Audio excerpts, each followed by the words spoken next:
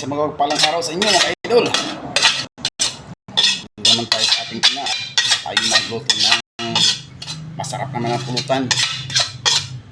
So ito na.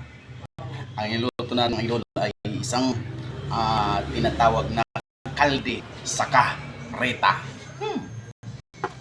Ito na naman ang pulutan. Ayan mga idol ang ating pulutan na kalde sa kareta. Ayan. Ayan natin sa ating hapag ng Tagayan. Ayan, kalde sa kareta. Napadama naman ng ating inumin ito. Pulutan na lang kahit huwag nang mag-inom, mamulutan na lang. So paano mga idol? So ilagay natin, i-prepare natin ang ating ilalagay na sangkap doon sa ating iinumin mamaya para yung mga mang-inom is ganahan sa pag-inom kasi may pulutan silang kalde sa kareta. Ayan. Siya, bye-bye!